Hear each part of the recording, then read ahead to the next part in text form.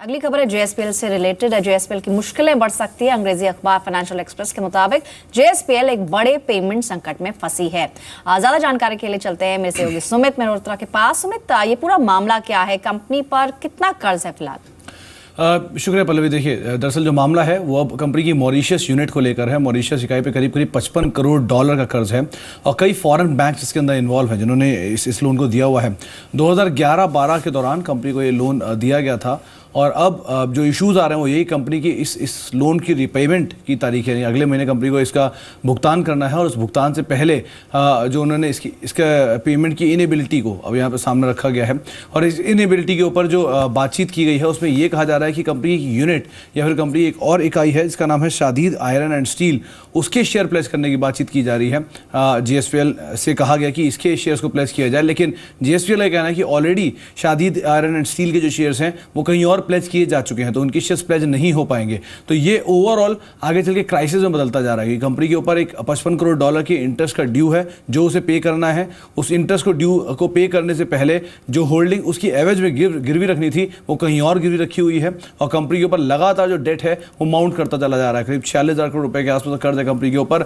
इनके जो नंबर्स को भी देखें तो पिछले साल करीब 1200 से 1300 करोड़ रुपए के आसपास का कंपनी को घाटा था, जो बढ़ के 1900 करोड़ रुपए के आसपास साल पहुंचता दिखाई पड़ा।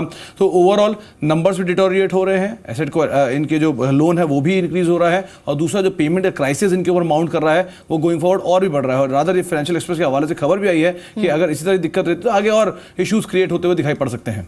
तो सुमित, अगर ये कंपनी पेमेंट नहीं कर पाती, जैसे आप बता रहे हैं क्राइसिस बढ़ रहा है अब, तो तब क्या होगा? उस सिनेरियो में क्या करेगी कंपनी? पल्लवी, अगर कोई भी पेमेंट इंटरेस्ट के जो ड्यू इनके आ रहे हैं, अगर मैंने जो ड्यू इनको पे करना है, अगर वो नहीं कर पाते हैं तो इनके जो भी गारंटीज इन्होंने रखी हैं, बैंक गारंटीज, उनको यहाँ पर जब्त किया जा सकता है। और ये अपने आप में ही एक बड़ी खबर होगी क्योंकि इन्वोक कर लेना किसी भी तरह की बैंक गारंटीज को ये कंपनी के लिए भी एक बड़ा सेटबैक होता हुआ दिखाई पड़ सकता है। रिसेंटली हमने ये भी देखा कि इतने बड़े डेट स्ट्रक्चर के साथ हायर इंटरेस्ट आउट को कंपनी को हमेशा देना पड़ रहा है। तिमाही दर तिमाही कंपनी की जो इंटरेस्ट कॉस्ट है वो लगातार बढ़ती चली जा रही है और जिसकी वजह से कंपनी की जो बॉटम लाइन है वो गिरती चली जा रही है। ये एक बड़ा सेटबैक है। नेटवर्थ भी इनकी इरोड हुई है, करीब 6.5% के आसपास की नेटवर्थ भी, नेट इनकम भी करीब इरोड हुई है, 18,105 करोड़ रुपए के आसपास नेट इनकम रही है। तो ओवरऑल जो डेट सिचुएशन है वो वर्सन अप हो रही है और अगर ये ईएमआई या फिर जो आने वाले समय में एक इंस्टॉलमेंट जो उसका भुगतान नहीं हो पाता है तो बैंक्स भी फर्दर गारंटी को इन्वोक करते हुए दिखाई पड़ सकते हैं।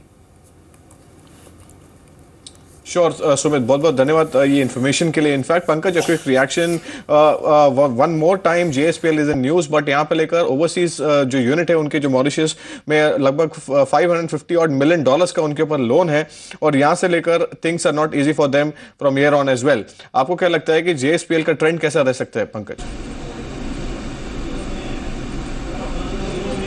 देखो Manoj, difficult to comment on this particular news, but overall हम देख रहे हैं कि जेएसपीएल जिस तरह की मुश्किल दौर से गुजर रहा है, आई थिंक उससे उभर के नहीं आ पा रहा है। इंस्पाइट कि पिछले अगर हम 3-6 महीने में देखें, some of this steel stocks have come up pretty smartly, चाहे वो something like a Tata steel हो, जेएसडब्ल्यू स्टील हो, they have done pretty well, even और मेटल के स्टॉक हो, चाहे इंडाल्को हो, वेदांता हो, they have done well, but JSPL सम उभर के नहीं आ पा रहा और आई थिंक काफ़ी फ्रंट पे इनको मुश्किल का दौर गुजरना पड़ रहा है। So as of now I think it's a avoid kind of script unless thing settle down और मेरे को नहीं लगता कि इमीडिएट टर्म पे कोई ऐसा कोई रश इन स्टॉक में ऊपर की तरफ आने वाला है।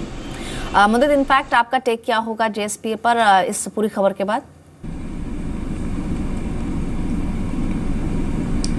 बिल्कुल पल्लवी, बिल्कुल एग्जिट करने की सलाह दूंगा अगर किसी के पास भी पोजीशन है, क्योंकि टेक्निकल स्ट्रक्चर में देखता हूं तो इतनी करेक्शन के बाद भी स्टॉक में डिसेंडिंग ट्रायंगल जैसा पैटर्न बना है और उस पैटर्न के हिसाब से जो इमीडिएट टारगेट निकल कर आ रहा है वो करीब 58 रुपये के आसपास निकल कर आ रहा है। तो यही सलाह दूंगा, किसी के पास भी पोजीशन है इमीडिएट एग्जिट कीजिए। टेक्निकल स्ट्रक्चर बहुत ज़्यादा खराब है। साथ के साथ मेंशन करूंगा, स्टॉक लगातार अपने 100 दिन और 200 दिन के एक्सपोनेंशियल मूविंग एवरेज के नीचे ट्रेड कर रहा है। ये दर्शाता है कि जो बाइस है स्टॉक के लिए नेगेटिव है, एक अच्छी गिरावट नियर टर्म में स्टॉक में देखने को मिल सकती है। तो नियर टर्म के लिए टारगेट मेरा 58 रुपीज़ का होगा। किसी के पास भी पोजीशन है इमीडिएट एग्जिट करने की सलाह होगी।